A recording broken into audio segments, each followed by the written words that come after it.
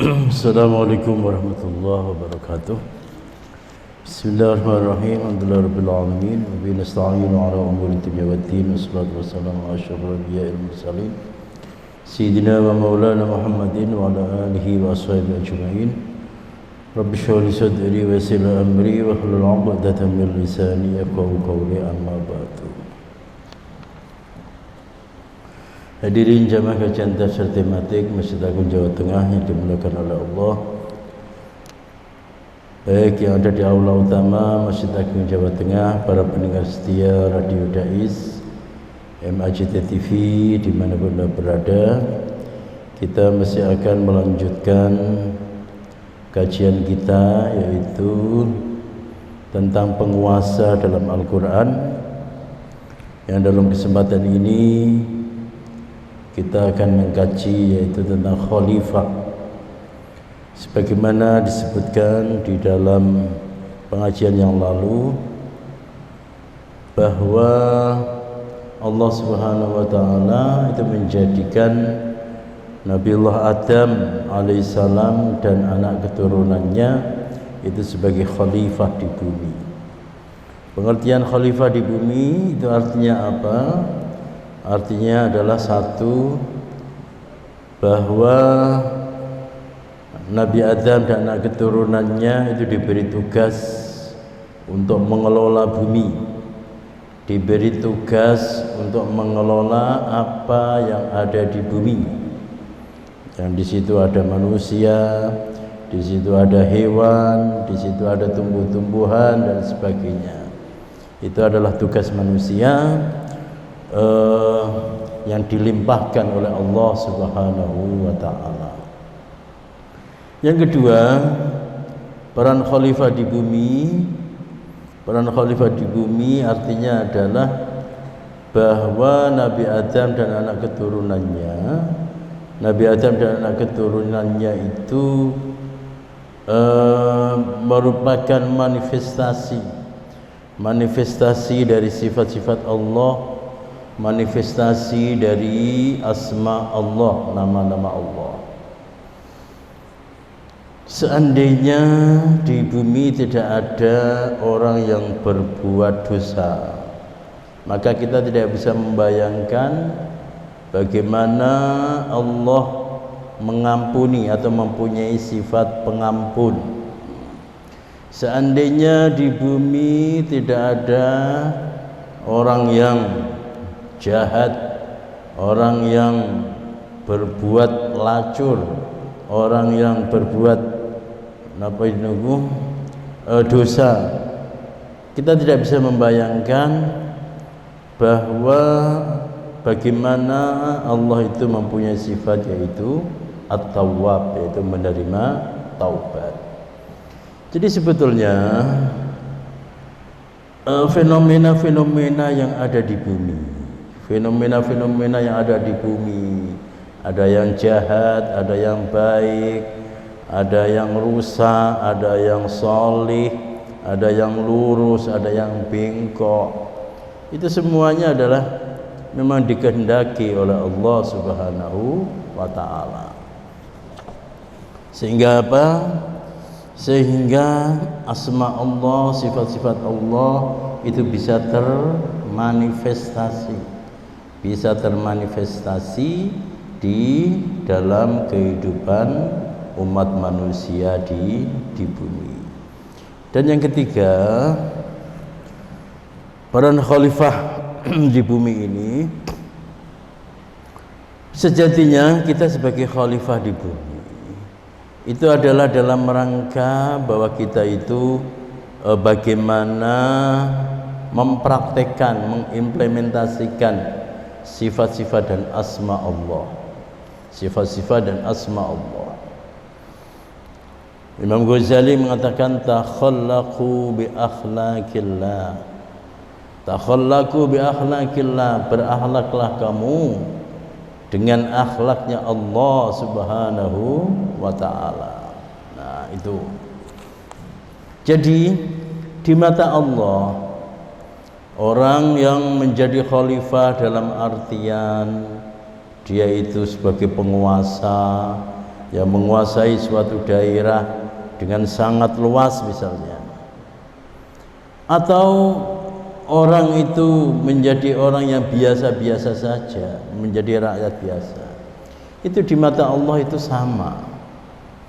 Sama dalam artian apa? Sama dalam artian bahwa sekecil apapun atau senaif apapun, sesederhana apapun manusia atau orang, dia itu sejatinya adalah khalifah. Sejatinya adalah khalifah. Seorang kepala rumah tangga, dia itu ya juga khalifah. Khalifah terhadap anggota keluarganya. Bahkan seorang pembantu, dia itu juga khalifah. Khalifah terhadap apa? Terhadap pekerjaannya. Khalifah terhadap pekerjaannya. Jadi di mata Allah Subhanahu wa taala, yang namanya khalifah itu yang mempunyai derajat tinggi, itu tidak dalam wujud dia itu sebagai pemimpin suatu negeri, tidak. Sebab yang namanya khalifah di mata Allah Subhanahu wa taala adalah semua dari kita itu adalah khalifah. Semua dari kita itu adalah khalifah. Di samping sebagaimana kita ketahui bahwa inna akramakum 'indallahi atqakum, sesungguhnya yang paling mulia di antara kalian itu adalah orang-orang yang paling bertakwa. Yang paling bertakwa. Nah, kemudian dalam pengajian yang lalu kita juga sudah menjelaskan bahwa satu-satunya orang atau manusia yang disebut oleh Allah Subhanahu wa taala sebagai khalifah dalam artian adalah penguasa bumi, itu adalah Nabiullah Dawud alaihissalam. Nah, kalau yang lain misalnya raja pada masa Nabi Yusuf alaihissalam, itu oleh Al-Quran disebut dengan Al-Malik. Kemudian raja pada masa Nabi Ibrahim disebut dengan orang yang diberi kerajaan oleh Allah. Kemudian Ratu Bilqis itu disebut dengan imra'atun tamlikuhum. Nah, nanti akan kita bahas satu persatu. Yang sekarang adalah kita membahas tentang khalifah. Nah, Nabi Dawud disebut sebagai khalifah. Apa tugas pertama? Apa tugas pertama yang diperintahkan oleh Allah Subhanahu wa taala? Tugas pertama yang diperintahkan oleh Allah Subhanahu wa taala itu apa? Tugas pertama yang diperintahkan adalah fahkum bainan nasi bil haqq. Fahkum bainan nasi bil haqq. Berilah keputusan perkara di antara manusia dengan adil. Ini perintah pertama yang disampaikan oleh Allah Subhanahu wa taala kepada Nabi Dawud. Kenapa demikian? Karena pertama, manusia itu memang mempunyai sifat yaitu mempunyai sifat suka zalim. Innahu kana zaluman jahula. Bahwa manusia itu adalah sangat zalim dan sangat bodoh. Jadi sejenis manusia itu mempunyai watak kalau ada barang milik orang lain, dia ada kepinginan untuk memiliki, entah memilikinya itu dengan cara baik atau memilikinya dengan cara yang tidak baik. Nah, ketika masing-masing manusia itu mempunyai keinginan yang sama, ketika masing-masing manusia itu sama-sama ingin memiliki barang yang lain, maka perlu dibuat tata aturan, yaitu hukum-hukum, kaidah-kaidah, ada hukum muamalat, ada hukum jinayat, ada hukum ahwal syahsiyah. Ini adalah dalam rangka untuk menyelesaikan problem yang ada di kalangan manusia. Oleh karena itu, perintah pertama yang disampaikan oleh Allah kepada Nabi Daud yaitu fahkum bainan nasi bil haq, berilah keputusan perkara di antara manusia. Allah tidak memerintahkan misalnya bikinlah rakyatmu itu sejahtera, bikinlah negaramu itu gemah ripah loh jinawi misalnya. Enggak. Kenapa demikian? Karena Allah sudah berjanji, walau anna ahlal qura amanu wattaqau lafatahna alaihim barakatim minas samai wal ard walakin kadzabu fa akhadhnahum bima kanu yaksibun. Seandainya penduduk negeri itu mau beriman dan bertakwa kepada Allah Subhanahu wa taala, sungguh niscaya akan kami buka keberkahan-keberkahan yang ada di langit dan di bumi. Berkahan-berkahan yang ada di langit dan di bumi. Jadi kunci kesejahteraan umat manusia atau suatu negeri itu dua. Yang pertama, rakyatnya itu beriman dan bertakwa. Yes. Yang kedua, pemerintahnya adil. Nah, cuman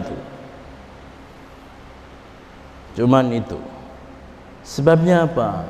Sebab Allah itu sudah memberi jatah rizki kepada setiap negeri sesuai dengan yang mereka butuhkan, sesuai dengan yang mereka mau. Sudah diberi jatah oleh Allah Subhanahu wa taala.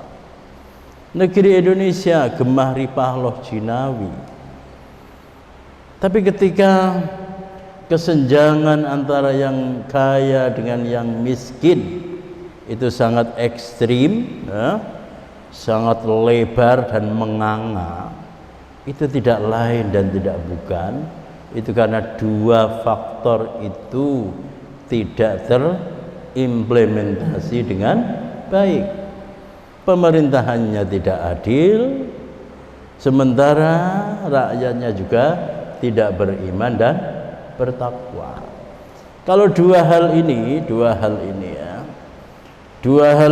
bisa bersinergi, rakyat beriman dan bertakwa, suatu saat mendoakan pemimpin-pemimpinnya. Coba sekarang kita jujur aja ya. Kita jujur.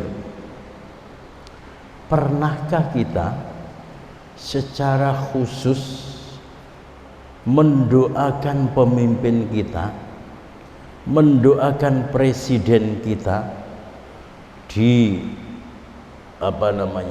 setelah sholat fardu?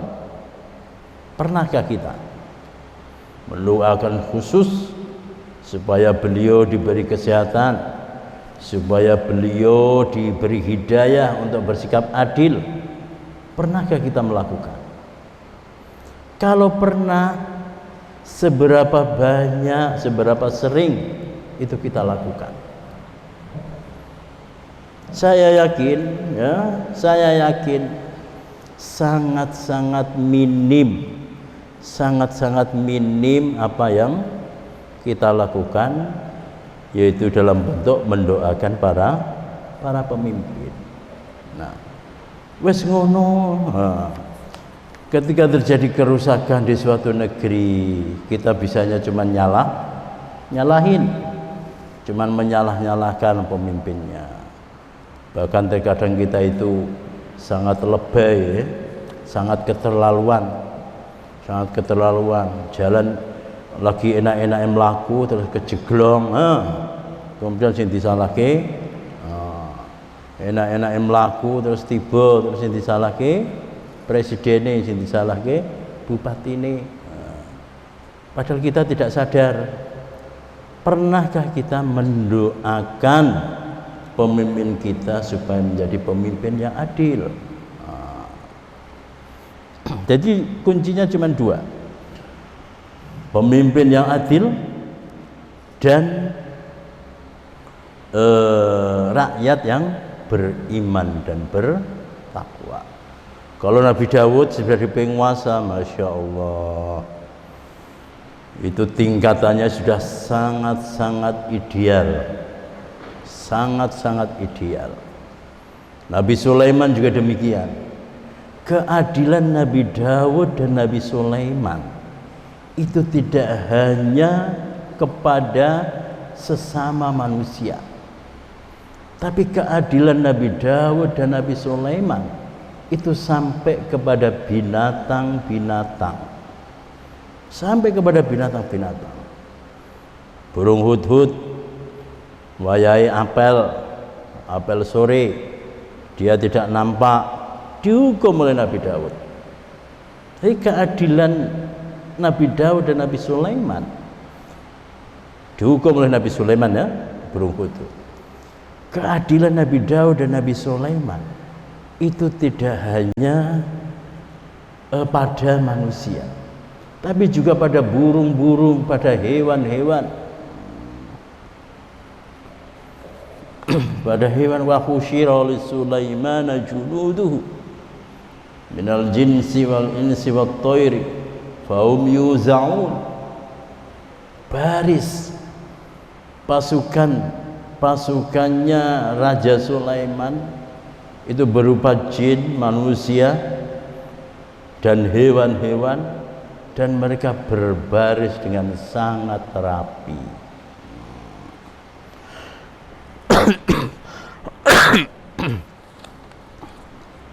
Dan bukan hanya kepada binatang, Nabi Dawud itu terkenal ketika beliau meniup seruling, untuk bertasbih kepada Allah Subhanahu wa taala. Itu yang mengikuti tasbih beliau itu tidak hanya manusia, tidak hanya hewan-hewan, tapi yang bertasbih dalam iramanya Nabi Dawud itu juga gunung-gunung, pepohonan,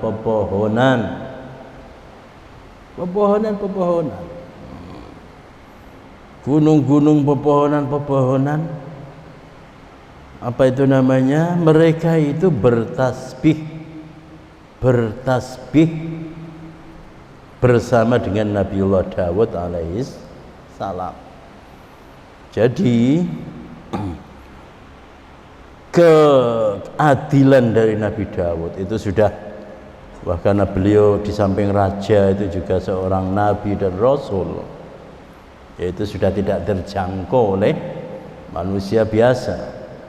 Demikian juga dengan Nabi Sulaiman, keadilan beliau itu sudah tidak terjangkau oleh manusia biasa, karena keadilannya itu bukan hanya kepada sesama manusia, tapi keadilannya itu juga menyangkut kepada hewan-hewan, kepada burung-burung, kepada gunung-gunung, kepada pepohonan dan sebagainya. Baik, berbicara tentang khalifah, anugerah penguasaan bumi untuk manusia adalah supaya mereka leluasa bertakwa kepada Allah Subhanahu wa taala. Tersebut di dalam surah Fatir ayat 39. A'udzu billahi minasyaitonir rajim. huwallazi ja'alakum khalaifa fil ard faman kafara fa'alaihi kufruh wala yazidul kafirina kufruhum 'inda rabbihim illa maqta wala yazidul kafirina kufruhum illa khusara. Dialah yang menjadikan kamu khalifah-khalifah di muka bumi. Barang siapa yang kafir, maka akibat kekafirannya menimpa dirinya sendiri, dan kekafiran orang-orang yang kafir itu tidak lain hanyalah akan menambah kemurkaan pada sisi Tuhannya, dan kekafiran orang-orang kafir itu tidak lain hanyalah akan menambah kerugian mereka belaka. Coba kita perhatikan, kenapa sih anak Adam dan keturunannya itu dijadikan sebagai khalifah di bumi? Sebagai khalifah di bumi, seorang anak gembala, seorang penggembala yang masih ingusan, umur 7 tahun, dia itu mampu nuntun seekor kerbau yang beratnya itu bisa 10 kali lipat dari beratnya si anak itu. Itu kenapa? Karena semuanya sudah ditundukkan oleh Allah Subhanahu wa taala kepada Nabi Adam dan anak keturunannya. Nah, sekarang fungsinya apa? Apa fungsi atau tujuan? Apa fungsi atau tujuan seorang anak Nabi Adam dan anak keturunannya itu dijadikan sebagai khalifah? Itu tidak dalam rangka untuk gagah-gagahan, tidak. Itu tidak dalam rangka bahwa saya bisa menguasai orang lain, tidak. Bahwa saya bisa memerintah orang lain, tidak. Saya bisa menistakan orang lain, tidak. Tapi kita dijadikan sebagai khalifah, itu adalah dalam rangka supaya kita itu bisa beribadah kepada Allah Subhanahu wa taala dengan sebebas-bebasnya. Coba kita lihat ya. Coba kita lihat. Kita itu bisa sholat di tempat manapun. Bisa sholat di tempat manapun. Bisa ingat kepada Allah Subhanahu wa taala di tempat manapun. Hutan-hutan itu sudah tunduk kepada kita. Tempat-tempat angker itu sudah tunduk kepada kita. Jadi kita sebagai khalifah ditakuti oleh makhluk lain itu bukan dalam rangka gagah-gagahan, tidak. Tapi adalah dalam rangka supaya kita itu bisa beribadah semaksimal mungkin. Bisa beribadah semaksimal mungkin. Dan oleh karena itu ya, ketika pada masa penjajahan,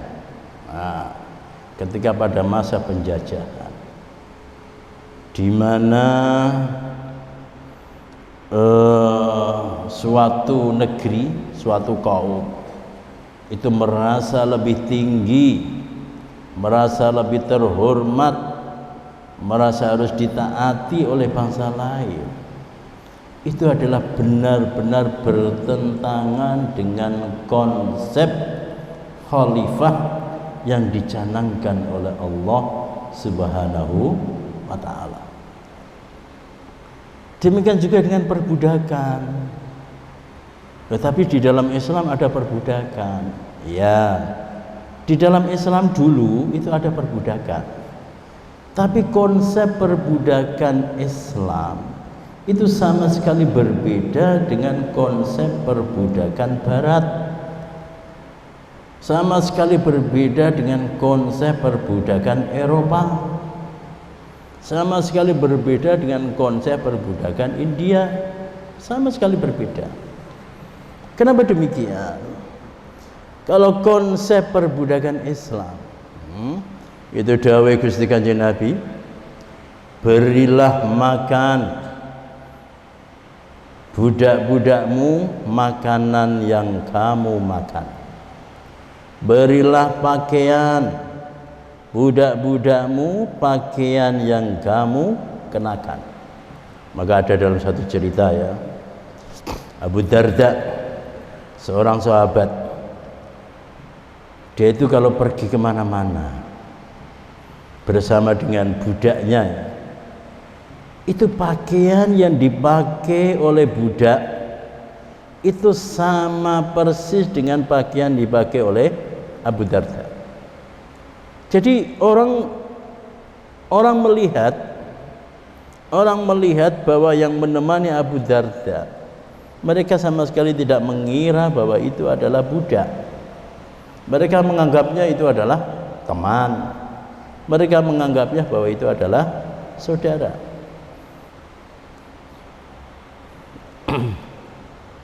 Makanya Sayyidina Umar pernah berkata ya, manakum ista'badtum an-nas wa qad wulidu ahrara. Kenapa kamu memperbudak manusia padahal mereka lahir dalam keadaan merdeka?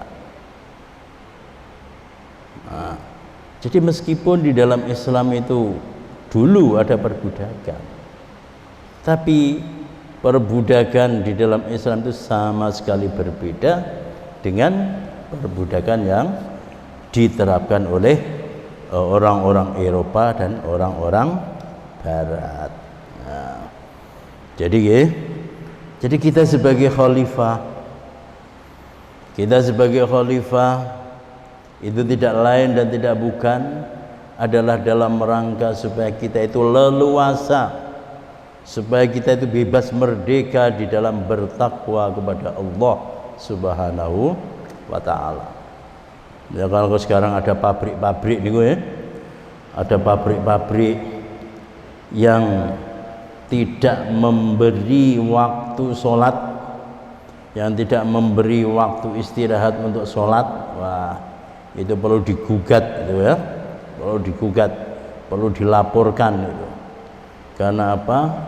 Karena dia menghalangi peran para karyawan itu sebagai khalifah di bumi, menghalangi para karyawan itu untuk bebas merdeka di dalam beribadah.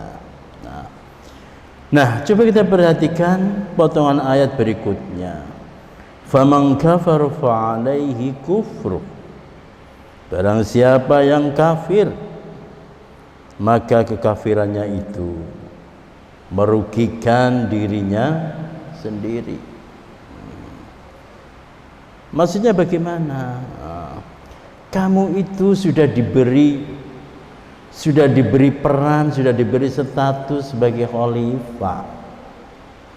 Lah kok kamu sia-siakan, tidak kamu memanfaatkan dengan baik. Justru kekhalifahanmu itu kamu jadikan untuk menindas orang lain. Nah, maka diancam oleh Allah Subhanahu wa ta'ala, kelak di akhirat akan mendapatkan murka dari Allah Subhanahu wa ta'ala dan akan menambah kerugian bagi mereka. Pada yang terakhir, para hadirin sekalian, penguasa atau khalifah di bumi selalu ada, datang silih berganti sebagai ujian. Tersebut di dalam surah Yunus ayat 14. A'udzu billahi minasyaitonir rajim. Tsumma ja'alnakum khalaifa fil ardi min ba'dihim linanzura kaifa ta'malun.